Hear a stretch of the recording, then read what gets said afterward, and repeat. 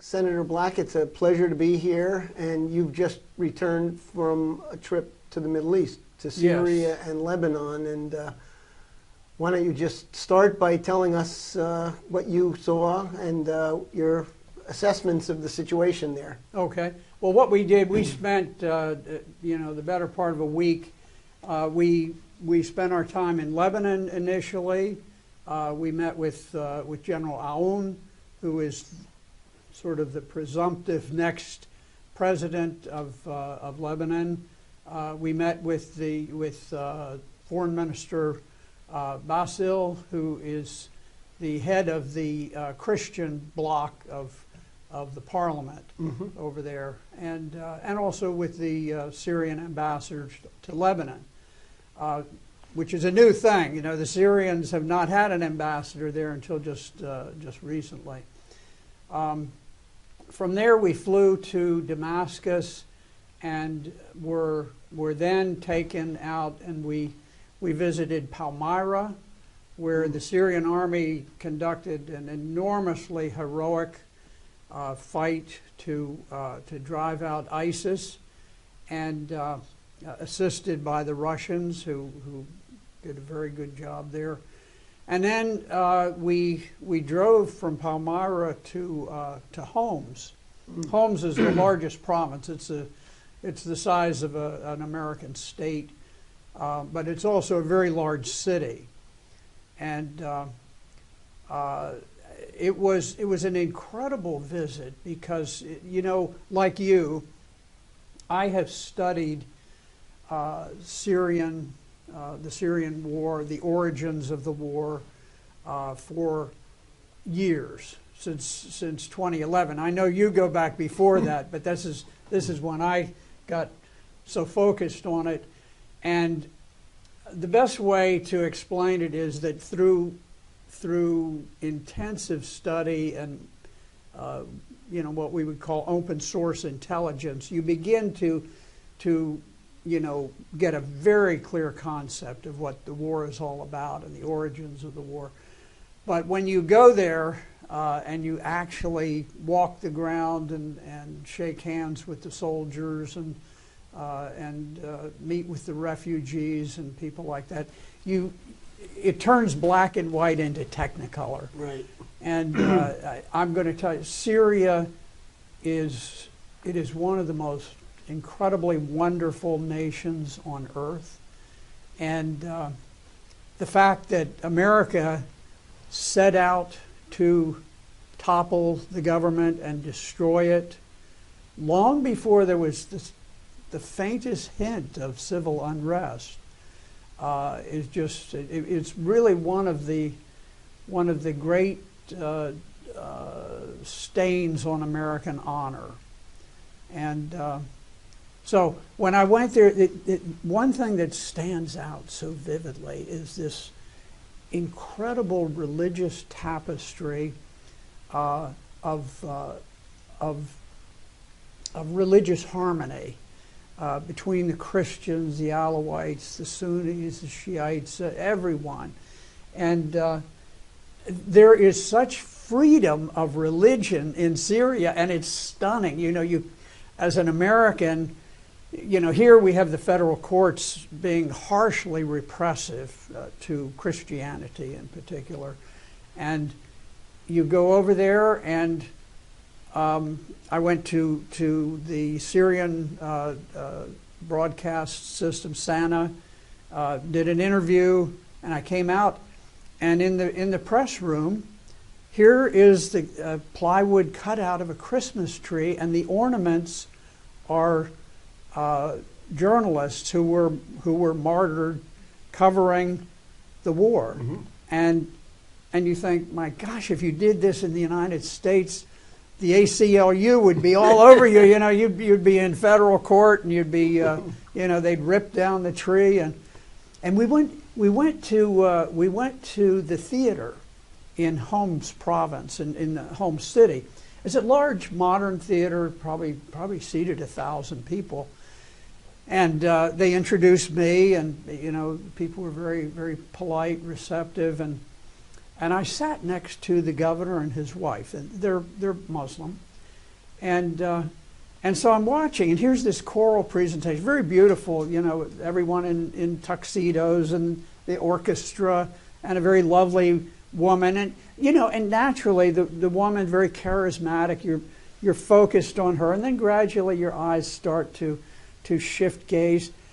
And then suddenly I look and I realize that behind them is a theater screen with a projection of Jesus Christ, bloodied, crown of thorns, staggering under the weight of the cross.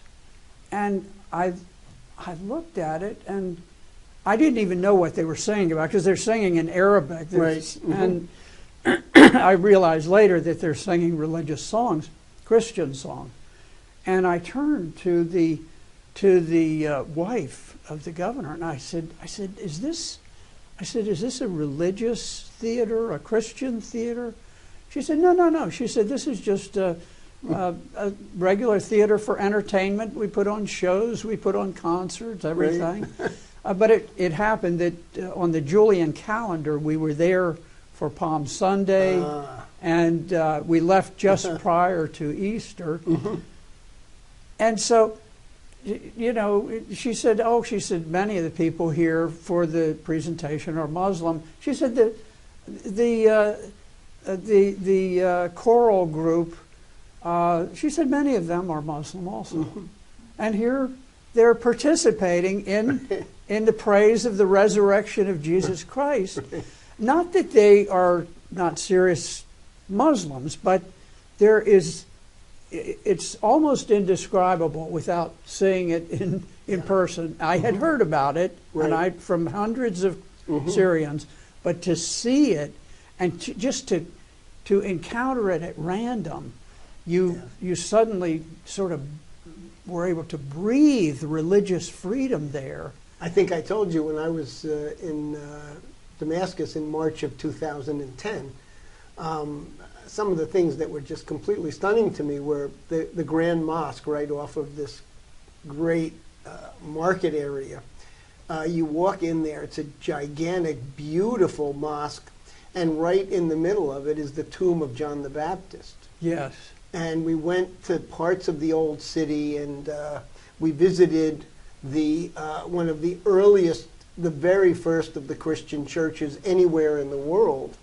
And it's just really stunning. The first event that we went to was an ecumenical conference. It was at a Sunni religious school. There were Shiite, Alawite, Sunni. There were Christians. There were Franciscan monks attending, people from Scandinavian churches. And that night there was a celebration in the old city, and they had the Sufi dervishes.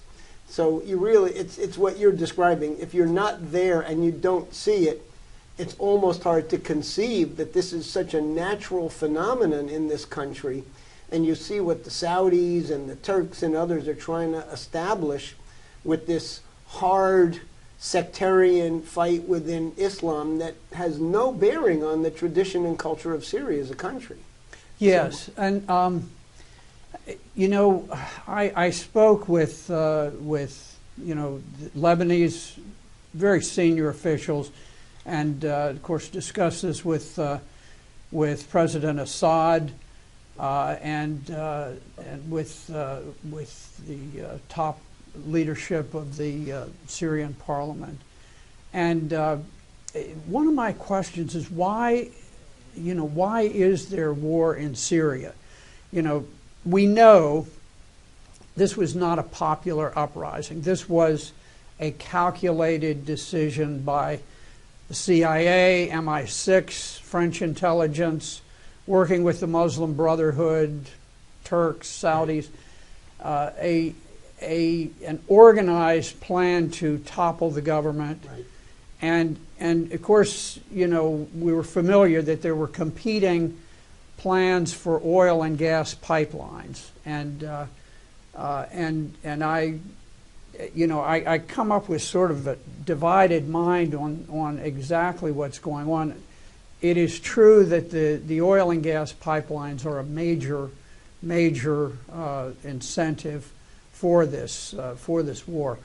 But the other thing that that both the Lebanese and the Syrians were quite insistent on is that it is Saudi Arabia's desire to impose Wahhabism. Right. They're not content that the vast majority of Syrians are Sunni Muslims. Now, if you listen to the press, they say, "Oh, we need a Sunni government." Well, there are umpteen million Sunnis who are in the government and in high positions and in the army and everywhere else. What they really mean is that we want Wahhabism, the type of Wahhabism that says that you impose severe, brutal Sharia law, and you begin beheading people, you force conversions, and you take the wives of the Christians that you've murdered, and you sell them at slave markets, which is happening right now in Iraq, perhaps in some parts of Syria also. But their feeling is that the true zeal behind this is this desire to impose the harshest, most extreme and violent, brutal form of Islamic rule. And so I found that describing ISIS and the Nusra Front, which is simply Al-Qaeda. And the Saudis carry out beheadings, cutting off of limbs as their brand of Sharia law justice, exactly as ISIS and Nusra do in the areas that they control. It's pretty straightforward. It's exactly correct. And this has gone on through history. When I visited the Church of the Patriarch of Syria and the East, we went to a little adjacent Christian school, and they had paintings of martyrs, and just as a reminder that the history of Turkey, the Turks and the Saudis share this same history of violence towards those who do not share this most extreme view. And there was a painting that just stood out in my mind of a martyr, a woman during the Armenian genocide, a Christian, and the extremists had come in and they had amputated her feet and her hands, and she had an infant, and she cradled the infant and breastfed the infant for the next couple of days until she finally died of the torture they'd imposed on her. So, they had suppressed this in Turkey under Ataturk starting in 1925. I've read the Turkish constitution. It's admirable. It's a very fine constitution. But now you have President Erdogan, who has said ripping it up. He's tearing it to shreds, and he says, "I want the powers of Adolf Hitler." That's right. Our ally says, "I want the powers of Adolf Hitler." Imagine that. And it was brushed off and explained away in the American media as a misquote or something like that, as if he hadn't said it and didn't mean it. And he never retracted a word of it. Exactly. But a spokesman said, "Well, it's sort of out of context." Well, give me a break. Yeah. How do you put the powers of Adolf Hitler out of context? Right. Exactly. Exactly. I wanted to ask you, because I think you made a very important point about the Saudis and what they want, the Turks and what they want. But if the United States and Western European allies were not in on this for their own reasons from the very outset, I doubt that the Saudis or the Turks would have been able to create the mess. And I'm reminded that way back in 1991, right at the point that the Warsaw Pact and the Soviet Union was disintegrating. According to General Wesley Clark, he met with Paul Wolfowitz, who was in Dick Cheney's office. Cheney was Secretary of Defense under Bush Sr., and Wolfowitz went through a list of governments targeted for regime change because they had at various points allied with the Soviet Union during the Cold War. And Syria was right near the top of that list. It was Syria, Iraq, Libya, others. And so I wanted to get your assessment, given the way this situation has played out, the tragedy of the last 5 years. Do you think that this could have actually occurred were it not for the full witting complicity of the United States, both under President George W. Bush and now for the last 7 years under President Obama? That's an excellent question. If one of our assistants could hand me the black and white poster over there, I think this could help to explain it somewhat. Thank you. Let me just run you through this, because the timeline is extremely important.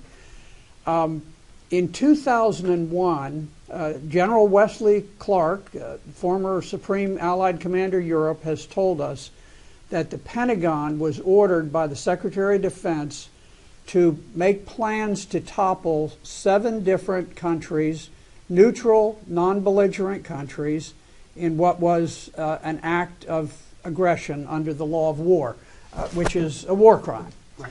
And so the Pentagon began war planning 2001. Now, President Bashar al-Assad did not take office until I think it was 2000 that he had taken. So he was brand new. He'd come in as a reformer.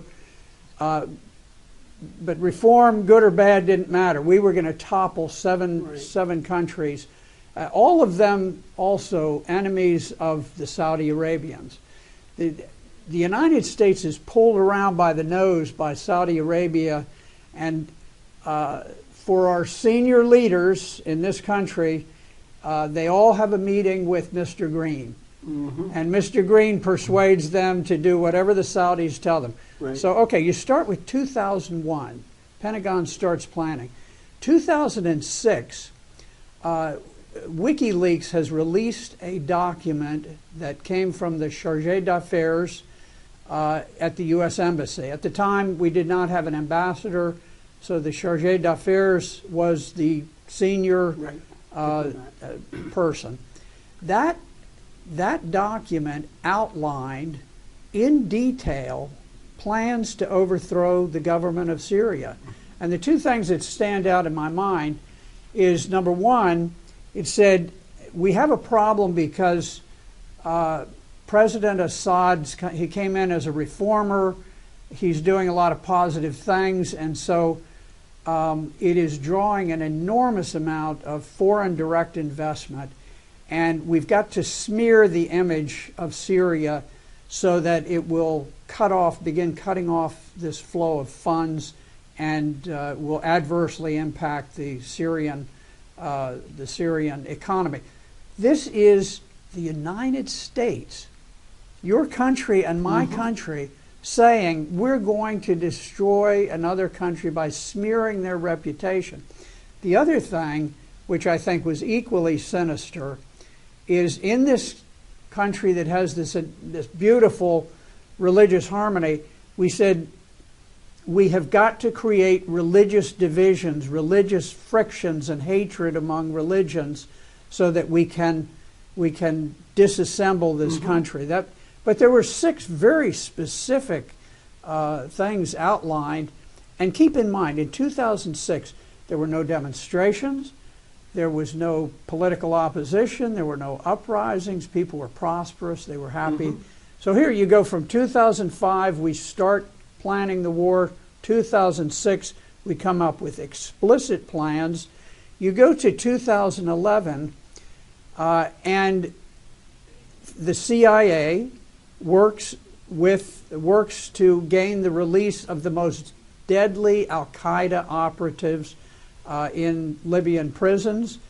and uses those people to spark an uprising in Benghazi, the purpose of which, and I wish, Congress, while they're always talking about Benghazi, they never talk about before Benghazi. That's right. What was the reason that we were there in the first place? Why did we attack our number one ally, Colonel Gaddafi? Now, we had had problems with Gaddafi, but we'd resolved them.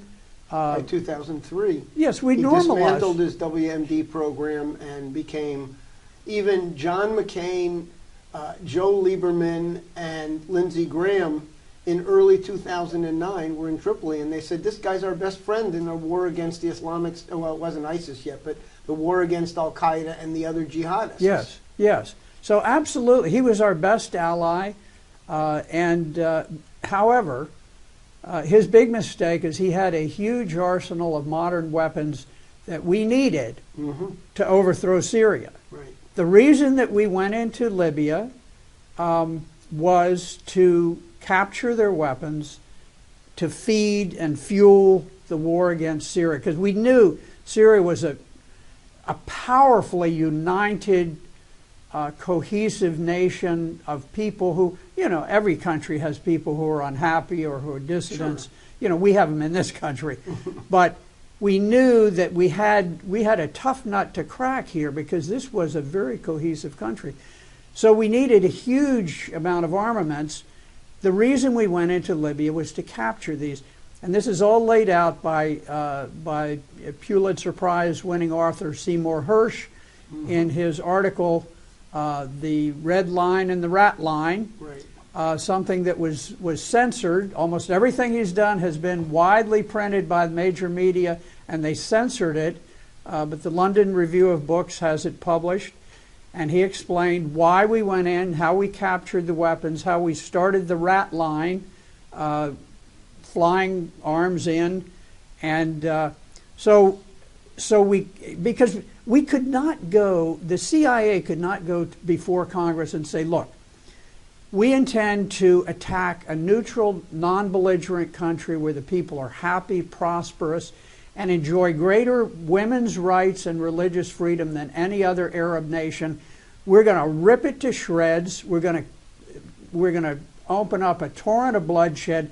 Please give us an appropriation so we can purchase weapons to do it. Right. That would not have it would not have gone over well. So we went around it and we captured the weapons in Libya, sent them to Syria. 3 months after the war in Libya, even before Colonel Gaddafi had fallen, we started the war in Syria. And the technique that we used, now just watch the timeline. We go from 2001. We decided to bring them down then. It was 10 years. Exactly. An entire decade of planning and plotting and preparing. Now, so you look at this timeline, and then of course we've employed massive, unrelenting propaganda against President Assad and his government. We call him a regime. Right. Okay, the Assad regime. As opposed to an elected sovereign government. Yes. Now, of course, we always ignore the fact that he was popularly elected in fair and open elections in 2014. Now, on the other hand, we sit at Geneva III at the peace talks, and on one side we have Saudi Arabia, where if you were to suggest the election of the king or dictator of Saudi Arabia, your head would be on a spike the next day. Right. And then on the other hand, you have President Erdogan, the man who would be Adolf Hitler. Right. and I mean, it's just, it is so bizarre. And the method that we used, the specific method when we triggered this is interesting. The Arab Spring started with a single suicide. And it is very difficult to conceive that it did not spread without very active covert action. Nothing ever happens in politics. So nothing just happens without a push. So there actually began to be, legitimate demonstrations in Syria as well as across the Middle East. What I found interesting, I talked to several people. I just bumped into them on my trip, and they said, "Oh, I was an anti-Assad demonstrator." Well, one of them turns out to be my interpreter, and he'd been with me for the better part of a week. And one day we're talking, and he said, "You know," he said, I was a demonstrator against President Assad." And I said, "Oh," I said, "that's interesting." I said, "Tell me about it." He said, "Well," he said, we just started, it was during the Arab Spring, and we started holding demonstrations, much like, you know, you and I have both probably been involved in demonstrations. But he said first, people started showing up with Al-Qaeda flags. Yep, the black flags. Then, he said, people started showing up with military weapons. Now, there is no Second Amendment in Syria, so you don't just grab, you know, a Kalashnikov at the corner drugstore. Right. You don't go to a gun show on Sunday afternoon. That's right. You don't do that. So, and he said then the third thing is they began to preach religious hatred. And all along, the demonstrators would say, "You guys get out of here, get out of here. You know, this is not, you know, this is not what we're about. We're just here for, you know, asking the government for some changes." And the friction became tougher and tougher. And he said, my uncle was the head of all the demonstrators in this large city. And he said in the 7th month of back and forth with the Al-Qaeda people, they murdered him. They killed him. Yeah. And so I asked the same question of the several people I encountered who had been anti-Assad. Well, they weren't anti-Assad. They were demonstrators. Sure. Yeah. They weren't demonstrating against him. They wanted reforms. They wanted reforms. It's like, you know, I've been in demonstrations. I wasn't demonstrating to bring down the government. I was, you know, bringing for reform. And this was news to me because I knew about this transition, but what was stunning is that consistently, well, 2 out of the 3 said that this transition took place over the span of a single month. The second one said it took place over the span of 2 months. So within 1 to 2 months, what started as demonstrations became an Al-Qaeda-led violent jihadist uprising. And of course, you still had demonstrators struggling to make it a demonstration. But that, you know, that was how it developed. You know, it coincided with the period in 2010 going into 2011 when back here in Washington, there was a study ordered by President Obama of how to relate to the anticipated insurgencies that were going to sweep across the Muslim world, particularly North Africa and the Middle East. The conclusion that was arrived at by people like Dennis Ross, Susan Rice, Samantha Power, was that the horse that the United States should ride in on was the Muslim Brotherhood. Yes. And these are still classified national security study and decision directives that are the cornerstone of the U.S. strategy, which was to basically play into the jihadist insurgency. Yes, and you know, and that brings us to a good point. You then come to the point of the uprising itself. How was this carried out? Just prior to the uprisings, Ambassador Ford was sent to Damascus. We had not had an ambassador there for some time. He was put in place by Hillary Clinton. Around that time, of course, you have all of these covert agencies, Western agencies, plus the Saudis and the Turks. And their mechanism was the Muslim Brotherhood. The Muslim Brotherhood had created a violent uprising under the father, Hafez Assad, And you know, it's often portrayed as some, you know, put down of these poor people. It was not at all that. It was a violent uprising by the Muslim Brotherhood.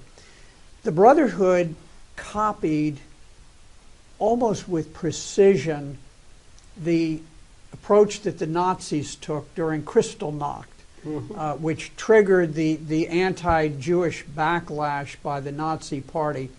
The Nazis during Kristallnacht went around and they painted the Jewish star on all Jewish buildings and residences, and then on signal they surged through and they smashed and they killed 92 people. With identical procedures, the Muslim Brotherhood, first they hired people to stand on the street corners with placards that said, "Christians to Beirut, Alawites to the grave," which meant we're going to kick out 10% of our population, the other 10 we're going to murder them. In short order, it changed to Christians to the grave, Alawites to the grave, which meant we're going to kill 1 out of every 5 Syrian.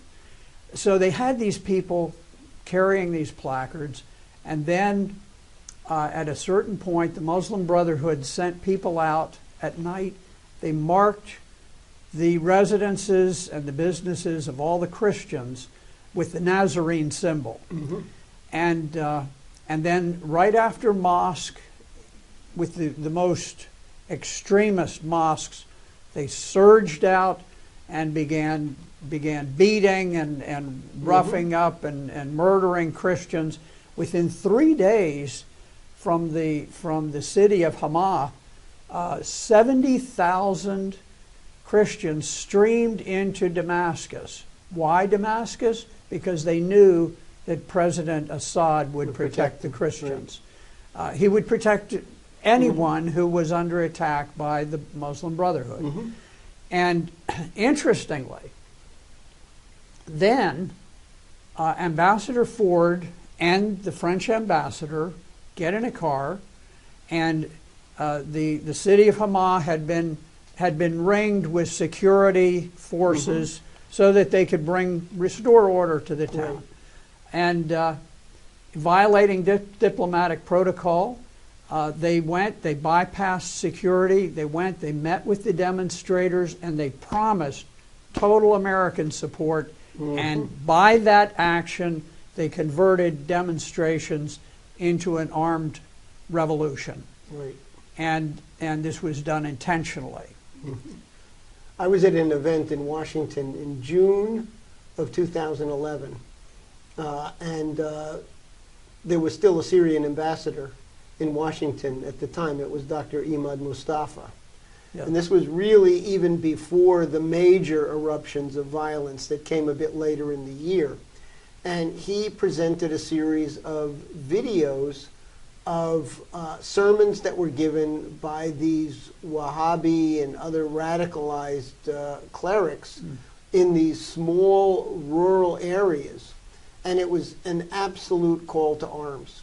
And this was early on in the process. He said, this is what we're dealing with. This is a problem that has existed for a long time, but now suddenly this problem has been mushroomed tremendously because there's all of this outside support and encouragement coming from Washington and coming from all of these other places.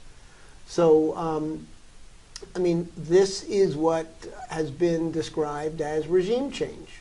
Using, quote, civil society as a kind of a human shield for organized, well-armed, violent elements that make the claim that they're part of a public outcry, upsurge, but in fact, it's an organized, financed, and armed operation. You mentioned the Cy Hirsch article. The United Nations, as part of the enforcement of the arms embargo, had been monitoring all of those weapons going from Libya into Syria, into the hands of the jihadists. And there were a series of UN reports that tracked out from Benghazi ships and planes from Qatar and from Turkey that were overseen by American and British officials on the ground, loading the weapons up. And this is all in official United Nations reports indicating exactly what you described, the flow of weapons through these channels into the rebels in Syria. Yet you won't read a word about that in the American or European media, which is completely on board with this regime change strategy.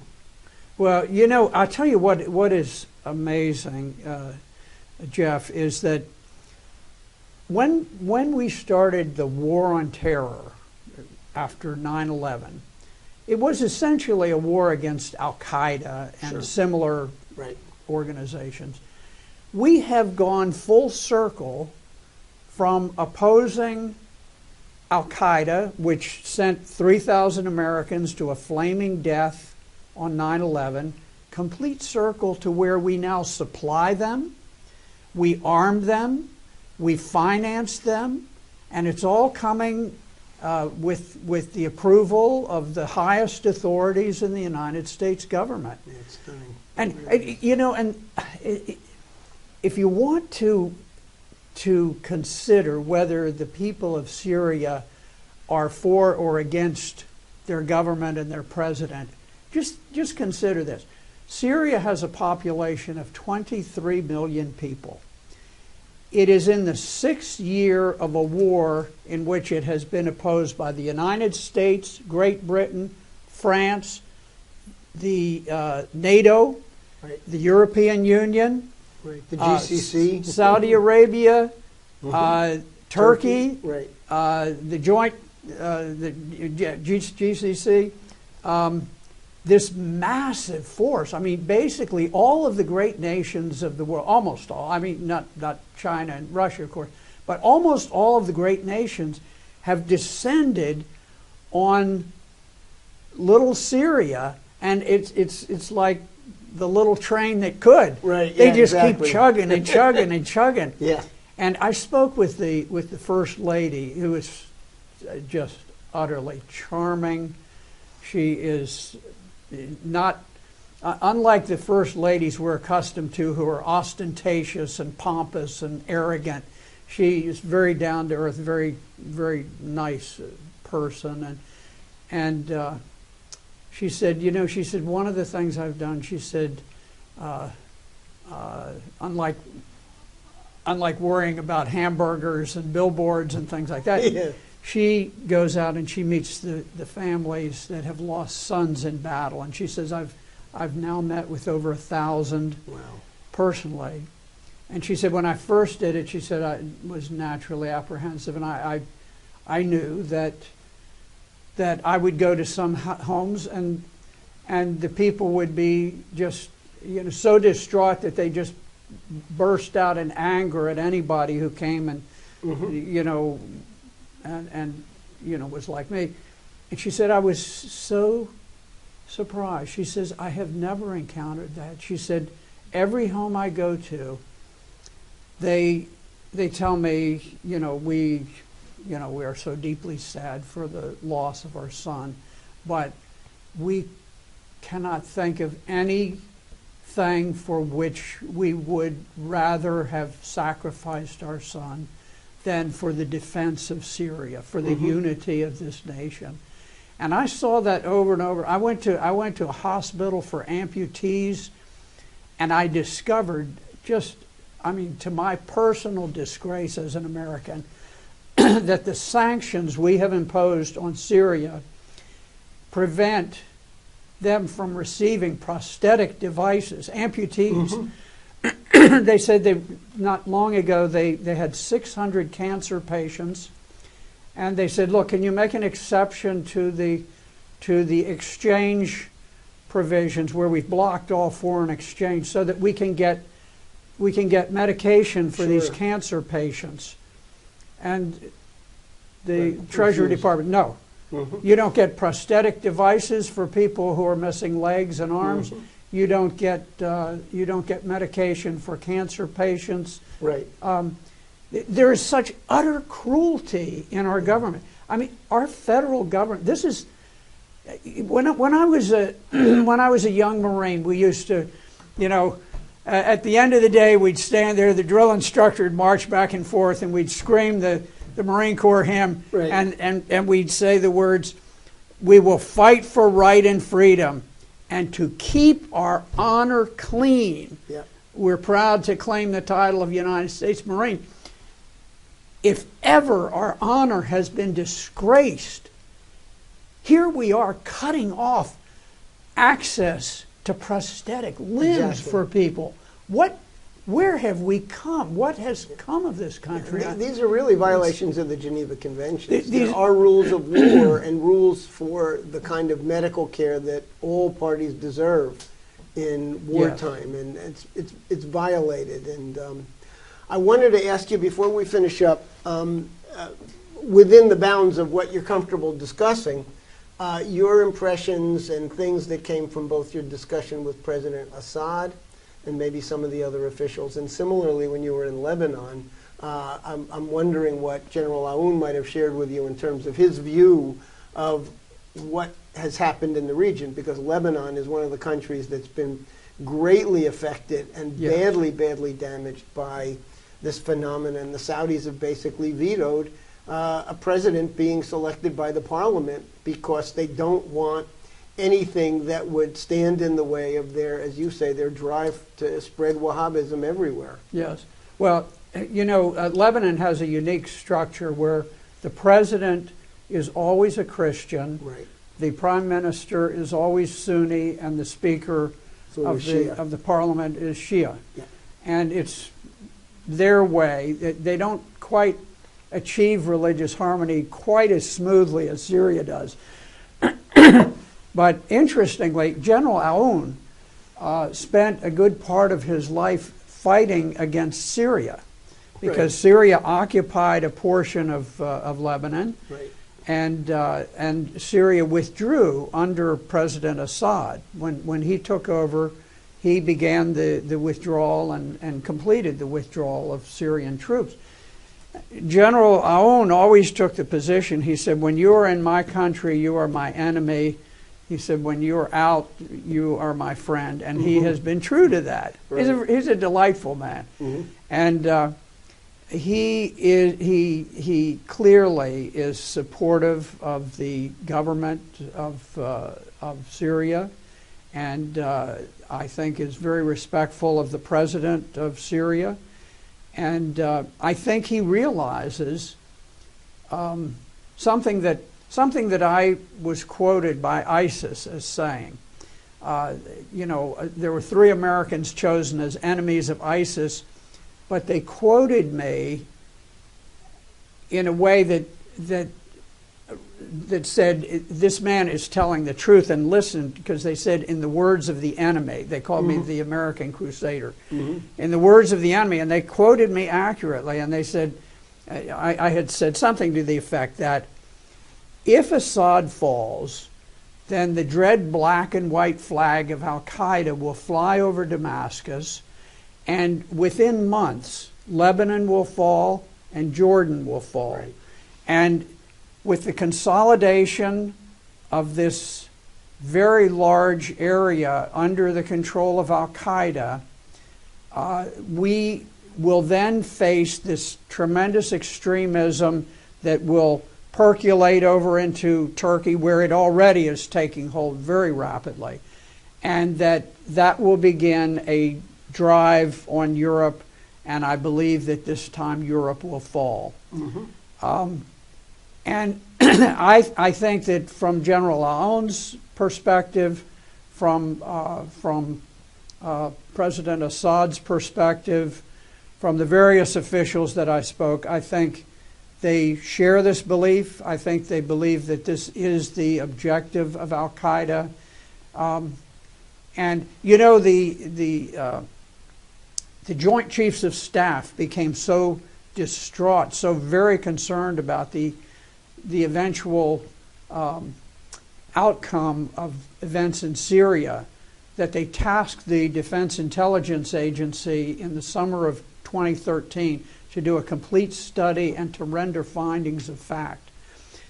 The Defense Intelligence Agency, which is not political like the CIA, came up with 3 findings. They said, 1, President Assad must not leave office, because if he does, Syria will fall into chaos, just as Libya has done. Number 2, Turkey is a major problem because they are the supplier of ISIS. They give them arms, ammunition. Everything that ISIS gets comes out of Turkey. And number 3, which is this very thing that President Assad has said from the beginning. They said there are no moderate rebels. The notion is a fantasy. They do not exist. Mm-hmm. And yet, I think yesterday, Secretary Kerry was out there saying, well, we've got to help the moderate rebels. The moderate rebels are Al-Qaeda, who flew the jets into the Twin Towers, and today these are the moderates. Right, right. So this is where we have come. Right, and Saudi Arabia is our greatest ally in the region. Yes, Saudi Arabia, and there is increasing evidence pointing to Saudi Arabia as the prime actor in the attacks on 9/11. Mm-hmm. More and more people are beginning to conclude that as evidence starts emerging. And so here we are.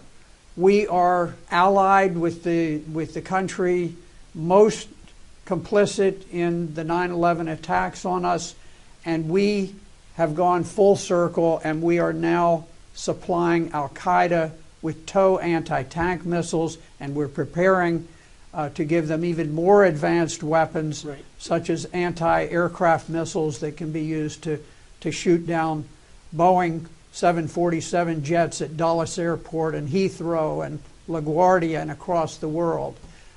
Extremely reckless, nearly an insane American policy driven by Saudi wealth that lines the pockets of top people in this country.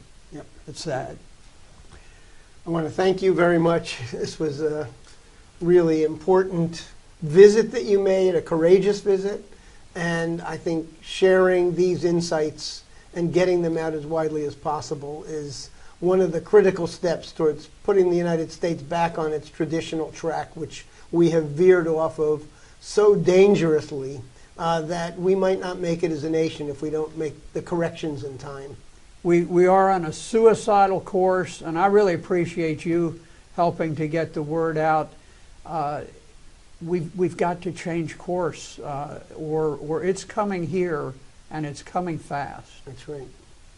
Thank you again. Thank you very much.